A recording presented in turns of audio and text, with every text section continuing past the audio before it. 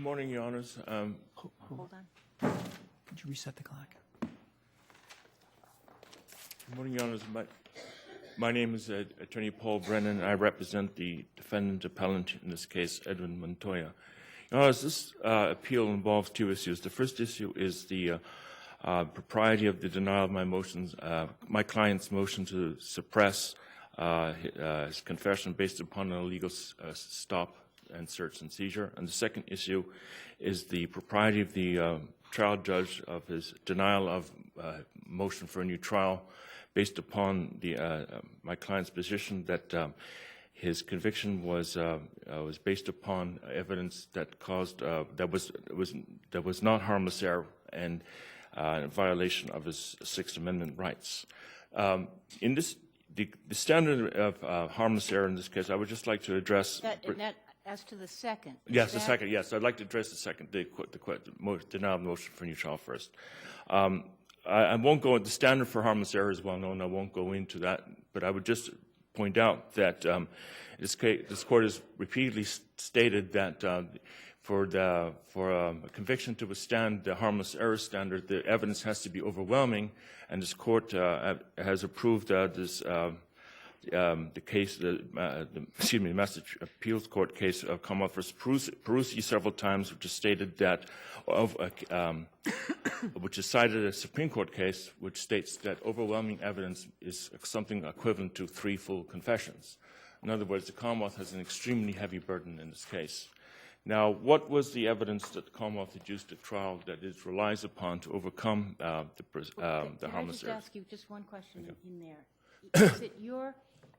Is your focus primarily on the weight, or is it both on the weight and the identity? Both the substance and the weight. Okay. I would just point out, Your Honors, that in the recent case from this court, Commonwealth versus Mendez, addressed many of the issues that I've raised in my brief. First of all, if we don't agree with you on the motion to suppress, and the defendant's statement comes in, yes. Do you agree that at least there was enough evidence to support a conviction for possession of cocaine with the intent to distribute? Well, if you take away the drug analysis certificates, no. In other words, if you're saying... But he says it was cocaine? Well, yes. Well, the allegation is that he made a confession to the police that it was cocaine, that he had engaged in drug dealing. However, he did take the stand, and he denied making that statement. So the question is, unlike in Mendez, which is not the situation that this court faced in Mendez, where the defendant took the stand and he admitted that he had been engaged in drug dealing.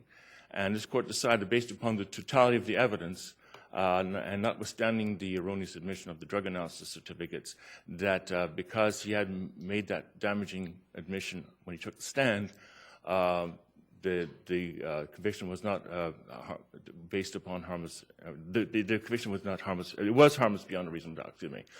In this particular case, my client did take the stand, but he did not admit that he was engaged in drug dealing. So this takes it outside the situation that this court faced in Mendez.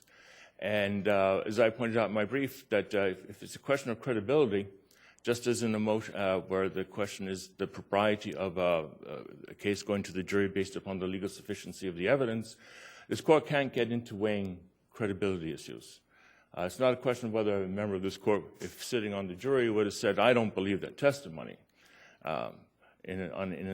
When reviewing a case on appeal, I think the salutary rule is that questions of credibility for the jury. This court were to get into weighing credibility of witnesses in this regard, then that would certainly complicate matters no end.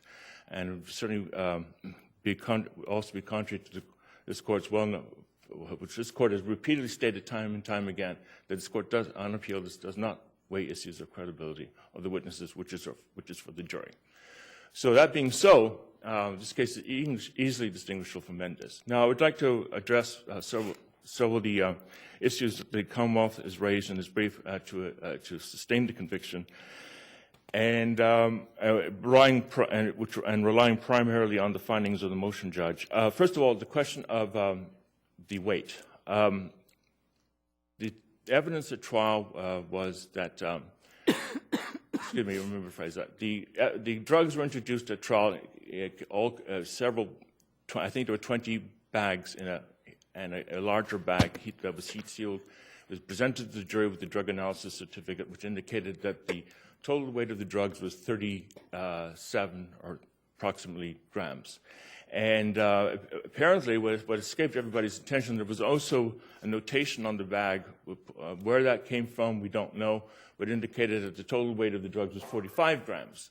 Now, when the evidence was, when the jury retired, it returned a question about asking the court for guidance on the questions. Which do we go by? The notation on the heat sealed bag indicating that the total weight was 45 grams, or the drug analysis certificate indicating that it was 37 approximately grams. And the judge, and it seems to me that either the prosecutor, the judge, or the defense counsel should have immediately said, Your Honor, this is something that has escaped us. We should have.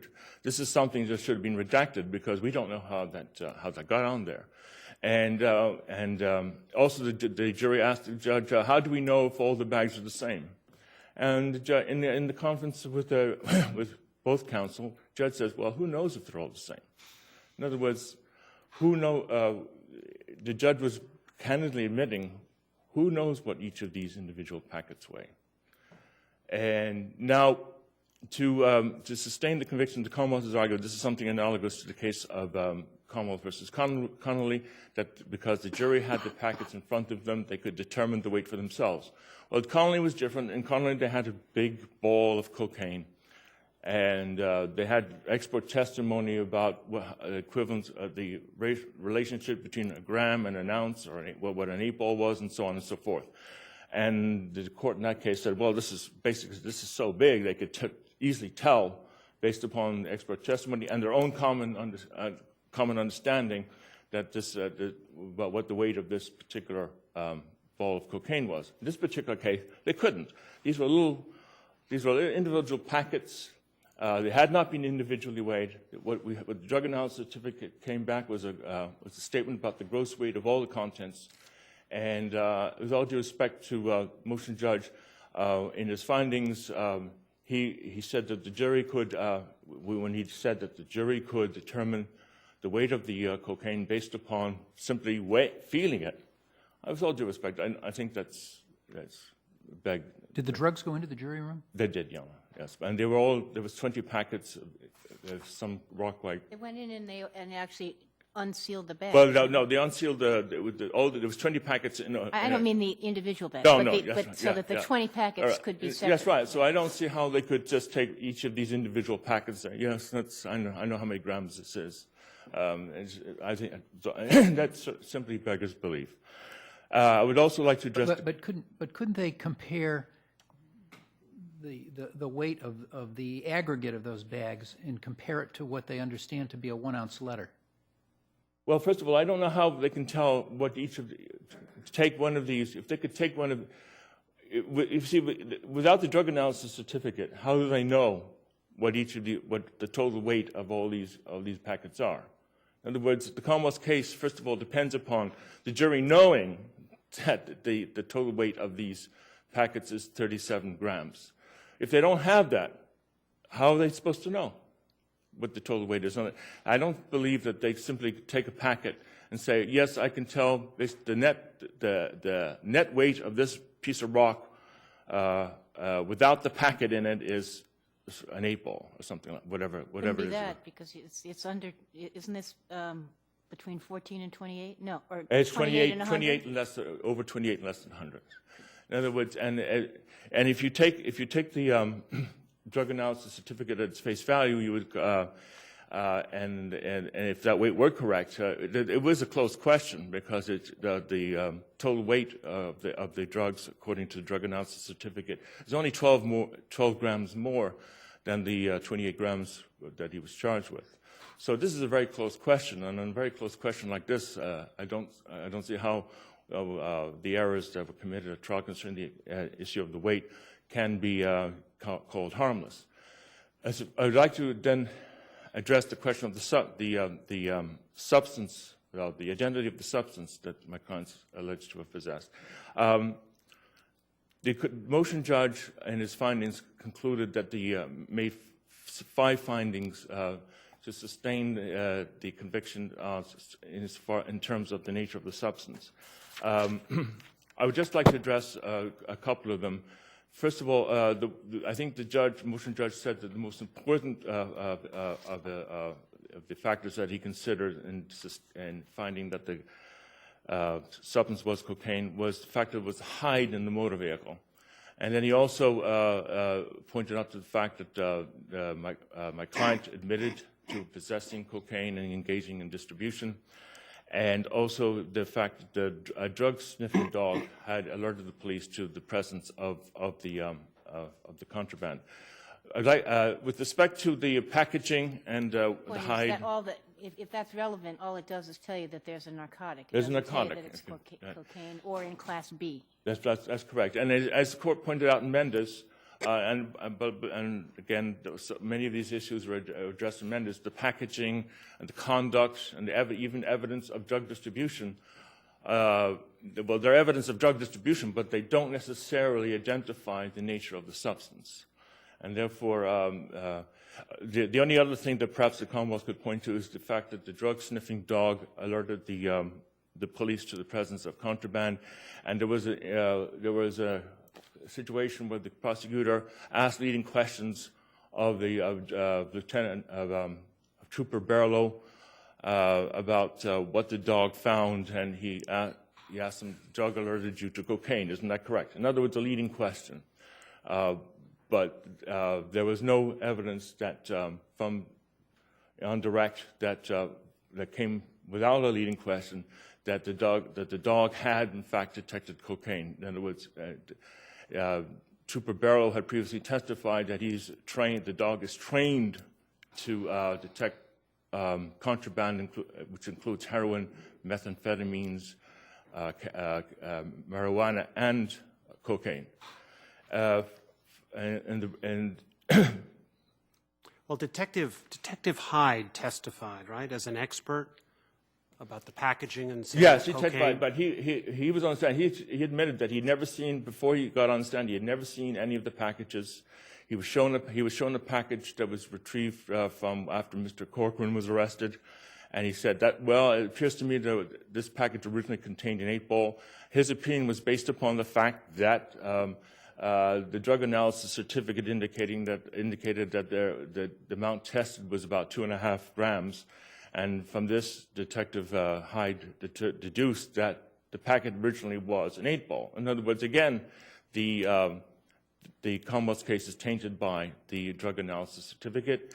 Well, all of the other packages, there were, how many were found in the Hyde? 20? About 20. Okay. Yes. Did Detective Hyde talk about those as well? Yeah, he was asked about whether this indicates to you whether this was for personal use or whether it indicated drug dealing. He said it indicated drug dealing, but I don't think he expressed any opinion about the nature of the drug. And was there any other testimony from any officers about the nature? No field testing at all. No field testing. Any other testimony? No, apart from the drug analysis certificate. As cocaine. I'm sorry, yeah? I thought he did identify it as cocaine. Detective Hyde? No? Well, no. What happened was Lieutenant Barlow, who found the cocaine, introduced. He was shown the drug analysis certificate, and through his testimony, the drug analysis certificate came into evidence. And I would point out that he basically read it into the record. I would just also point out that the Commonwealth made extensive use of the drug analysis certificates in its closing. In the brief time allotted to me, I would just like to address the question of the propriety of the denial of the motion to suppress. What I've stressed in my brief, and I hope it comes through, is that what the issue is what the Trooper Saunders knew when he stopped the defendant. My contention is that the only information the Lieutenant Saunders and Trooper Saunders and Trooper Porter had was that there had been a suspicious hand-to-hand transaction, and that possibly involved contraband, possibly. But at the time that Trooper Saunders stopped my client, the most it could be said was that there was reasonable suspicion for the stop. But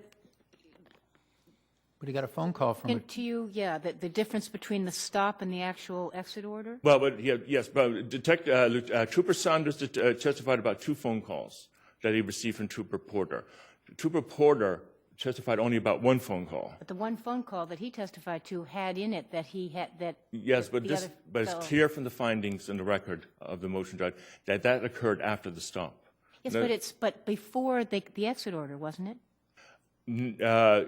What happened was that, based upon the testimony of Trooper Saunders, Trooper Porter had called Trooper Saunders before he had found the contraband on Mr. Corcoran. In other words, my contention is, and you will see this in the findings and in the record, is that what happened was that Trooper Porter saw Mr. Corcoran smoking something or doing something through the open window. He then calls Trooper Saunders and tells him, "We got product." Trooper Saunders then stops my client, and then Trooper Porter goes into the vehicle, then sees it's cocaine. He didn't know at the time he made the phone call to Trooper Saunders. He didn't actually know that it was cocaine. He suspected it was, but he actually didn't know. In fact, if you But see, the phone call said, "I've got product." that's it. I mean, it's not special case serial. We're talking about a drug investigation. Yes, but his phone call saying that he got product was based upon his observation of seeing Mr. Corcoran doing something suspicious. But wouldn't that be enough for a stop? I don't know. Well, it might be if it was based upon reasonable suspicion, but it was always based upon problem. Seen them together. But that might be, as I point, Something exchanging. I cited two cases in my brief, Commonwealth versus Ellis and Commonwealth versus Levy, indicated if you see a suspicious drug transaction, but you're not sure which it is, it's reasonable suspicion, but it's not probable cause. Well, yes, but you don't need probable cause for the stop, do you? Well, first of all, the whole case argued below was based upon probable cause, and in its brief, the Commonwealth is not saying that the stop was based upon reasonable suspicion. In other words, up until this case has come before you, the whole basis of the stop has been justified on the grounds of probable cause, not reasonable suspicion. For the Commonwealth now to turn around and say, well, yes, we didn't argue it in our brief, we didn't raise it in front of the motion judge, but now we're asking you to base it upon reasonable suspicion. I think the Commonwealth should be barred from doing that at this time. Thank you, Mr. Brennan.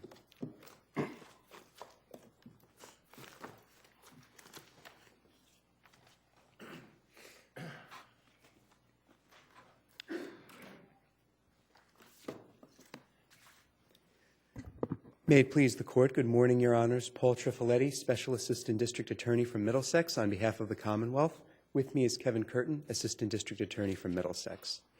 Your Honors, in this case, when Trooper Porter approached Corcoran's car, he saw Corcoran heating a substance in a spoon and smoking the vapor through a glass tube, which was identified by the Commonwealth's expert as the stem of a crack pipe. Trooper Porter also testified, to quote his testimony, he found in the Corcoran vehicle a plastic bag, excuse me, a plastic bag filled with a white rock-like substance, which based on my training and experience was consistent with cocaine. That's what Trooper Porter saw in this case. And in fact, the defendant confessed to the police to dealing in cocaine. He described the scheme by which he sold cocaine. He made several runs a day in this car with a sophisticated hide in it that wasn't his. To quote from Lieutenant Brooks' testimony, that person, his supplier, would periodically meet with him, call him, and give him cocaine. Are you addressing now the stop, or are you addressing the identity of the I'm sorry, Your Honors. I'm addressing the harmlessness of the certificates with respect to the distribution charge. There are two relevant charges in this case, distribution of cocaine and trafficking in cocaine over 28 grams. I'm specifically addressing at this point really the substance found on Corcoran in the parking lot of the Stop and Shop. And this is after the defendant is seen handing something off to Corcoran by the... What do you say to Mr. Brennan's point that the defendant testified, he got up on the witness stand and testified, I never made that statement to the police? He did deny making the statement, Your Honors, but all of his testimony, both on direct examination and cross-examination, admitted that the substances were cocaine. To go with a few quotes, I didn't know cocaine was in the hide. I didn't know there was drugs in the hide. A person you don't know lent you a car with 39 grams of cocaine in it. Oh, it may be incredible. That doesn't make it affirmative evidence that gets you beyond harmless error, does it? Well, Your Honor, the defendant's own testimony is a relevant factor with regard to harmless error, just as this Court has said in Mendez. But is he really saying, when he says, I didn't know it was cocaine in the car, isn't that the same thing as saying, I don't even know if it's cocaine now, here at trial? Well, Your Honor, the entire premise, to move to another one of the de Graaca factors, the entire premise of the defense in this case had nothing to do with the identity of the substance. It had to do with the defense that the defendant was engaging in innocent activity, that he was going to the mall to buy an engagement ring, at which point an acquaintance of his lent him a car and told him, hey, go to the mall with this car, and on the way, stop off at the Stop and Shop and pick up some money that I'm owed by this Corcoran individual. Well, but you have to think about the no contest of the identity of the substance at a time when drug certificates were coming into evidence, don't you? Well, Your Honor, as this Court has said in Mendez and in other contexts as well, we take into account the entirety of the record in this case, and certainly it would have been available to the defense to challenge any aspect of the Commonwealth's case. But in this case, the defense, not only did they not challenge anything, they actually affirmatively used the certificates to their own advantage as well. In cross-examining Lieutenant Brooks, discussed the presence of inositol in the cocaine in an attempt to show that it was just common run-of-the-mill cocaine. So, Your Honors, in this case, really the certificates have nothing to do with the premise of the defense. And also the evidence that the substance in the Corcoran bag was cocaine was overwhelming. The question of whether the certificates had anything to do with the premise of the defense isn't what matters. It's whether they have to do with the Commonwealth's case, and is it really harmless error if they are sitting there as part of the Commonwealth's case, isn't it? Ultimately, yes, Your Honor, but taking into account the totality of the record, Commonwealth against Tyree, taking into account everything that's in the record in this case, and the evidence here that the substance was cocaine, apart from the certificates, was very strong. It was overwhelming evidence in this case. You have, the defendant is seen handing something off to Corcoran. Immediately after Corcoran is seen smoking it in a manner consistent with cocaine. It appears to be cocaine in this case. Detective Hyde testified about the Corcoran bag also. So you have Trooper Porter's testimony about the Corcoran bag.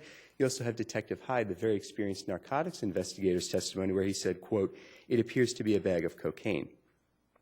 Additionally, there's the defendant's admissions. Well, have we ever said that the fact that somebody says it looks like cocaine is enough? I don't believe so, Your Honors, but in this case, again, taking it... Marijuana are two very different things, aren't they? Certainly, in terms yes. of, obviously they are. But I mean in terms of distinctiveness of appearance, I guess is what I'm trying to get to.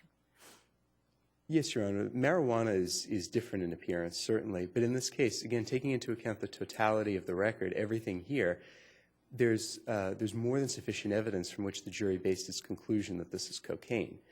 But that's not the issue. Of course there's more than sufficient, but that's not what we're testing when we're looking at harmless error.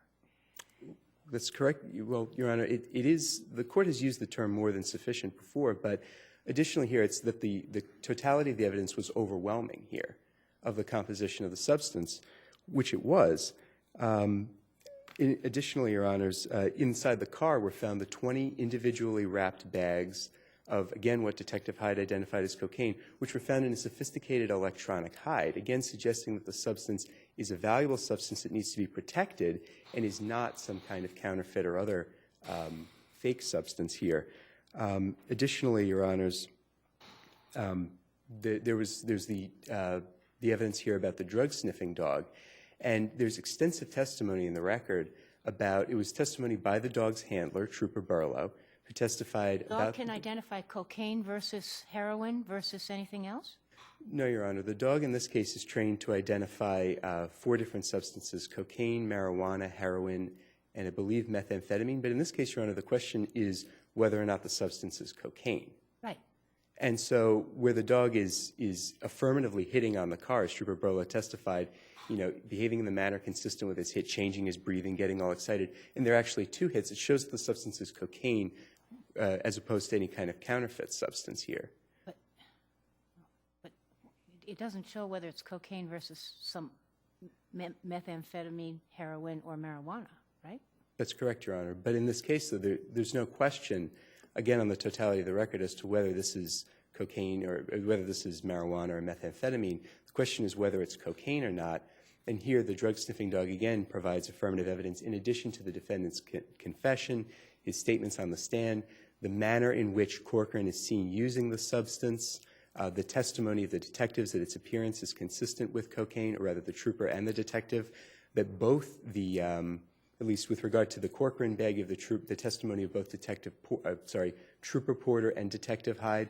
With regard to the bags in the Hyde, you have the testimony of Detective Hyde. So again, viewing that in conjunction with all the other evidence here provides overwhelming evidence that the substance is in fact cocaine and neutralizes any importance that the certificates might have had in the Commonwealth's case. Now, if you can turn to the weight issue. Certainly, Your Honor. How is the jury to know that those bags weighed more than 28 grams without considering either the 2.68 gram finding as to the drug seized from Corcoran or the 39.74 grams with regard to the 20 bags in the Hyde? Well, Your Honor, in this case, actually, there is affirmative evidence. The jury wanted to be able to open the bags, and they had the opportunity to open the outer Ziploc bag, which you can see on page 2 of the Commonwealth Supplemental Record Appendix, to actually get inside and to see the individual bags. And in this case, as in Connolly, we have, this case is actually very similar to Connolly in that in Connolly you had a ratio of 124 grams of cocaine to 100 grams. And in this case, you have 39, just shy of 40 grams to over 28 grams. So taking that Connolly ratio again, 124 to 100, dividing it by 4, you get 31 to 24. So in this case, certainly the jury can tell. If I gave you 20 little packets, you could just say, I know that is more than 28 grams. You could do that? Well, I could say, Your Honor, that it's more than an ounce by feeling them. Because the jury in this case had the testimony 2 times actually in the record from Detective Hyde that had the testimony that... Know what an ounce feels like? You really think you can? Well, Your Honor, in Connolly, this court said that they could tell... Connolly to one side. You think you can? Really? Personally, I'm familiar with the weight of an ounce from sending letters. As Justice Spina had pointed out, the weight of a 1-ounce letter. So in this case, the rule of Connolly extends at least as far as the principle, enunciated in it, the ratio there. So in this case as well, with 39.74 grams here, the jury can tell that it's more than 28 grams, that it's more than an ounce. Now, but the jury would have to basically weigh each of the 20 bags because they didn't know that they weighed the same, and they couldn't say that they were 8 balls without knowing that the Corcoran cocaine was a 2.68 grams, which itself came via certificate. Well, Your Honor, in this case, there's the testimony of Detective Hyde, though, as to the weight of the Corcoran bag, or as to its identity as an 8-ball. His expert testimony that it was an 8-ball was a little... And your brother says, well, that testimony was derived from his knowing that the cert said it was 2.68 grams, and from that he inferred that it was an 8-ball. I haven't seen the testimony, but it Used. Yeah, in his expert opinion, though, again, so he's basing it on the weight, but he's using his expert knowledge here of drugs of the market to arrive at the conclusion. So, I guess the problem, I think, is if you're looking at harmless error, it just seems infused, at least on the weight question, all through this are the fact of these certificates, isn't it? no, Your Honor, not under the Connolly analysis. In Connolly, there were the certificates, but in that case, this court found that by the common sense analysis of feeling and see, the jury could have inferred that. And also, I'd suggest as well in this case, Your Honor, there is affirmative evidence. There's evidence in the record that the jury questioned the certificate. They didn't just take it at face value here, because the jury asked, in this case, they actually asked the court, the evidence states Exhibit 5 weighs 39.74 grams, but the package says 43.6 grams, or G rather, sorry, just added the grams to be clear, which is correct. And that's on page 55 of the record appendix in this case. And the trial judge properly commented. He said, I cannot comment on the nature of the evidence before you. I can't, tell you what your verdict should be. I can't tell you what the evidence is. Doesn't that suggest to you that the jury is paying a lot of attention to the certificate? Your Honor, it's suggesting that they're considering all of the evidence in the case, that they're looking at the evidence skeptically and not just buying into the certificates. Right, but isn't that skepticism born in part from the fact that they were given 2 numbers as to weight, the 43.5 grams, and what should we do with that? What is that?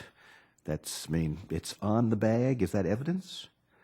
Your Honor, yes, it is. It is in the evidence in this case. It was not objected to. It's a notation made by an unknown person on the bag of 43.6 G is the notation, and it can be seen in the record appendix, actually. You can see the actual notation on the Ziploc bag. And how should we treat that? That's not a drug certification. What is it? It's unclear who wrote it, Your Honor. On the record in this case, it's unknown. But I think that what it shows in this case is it shows that the jury questioned the certificates. They questioned it, and it makes it far more likely, in fact, shows that the jury engaged in the common sense kind of feel it and see analysis of Connolly here. But what should we, I mean, are you saying that the jury could have found that it was more than 28 grams based on that notation on the bag, that it was 43.5? No, Your Honor. They wouldn't have. But in this case, what it shows I'm is sorry, they wouldn't have or they couldn't have? they wouldn't have, because in this case, they're questioning both. Okay, and but try my question.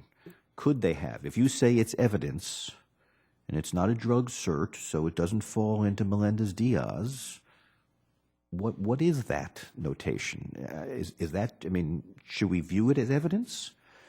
Are you saying that that evidence by itself is sufficient to support the jury's finding, even though we don't know where it came from?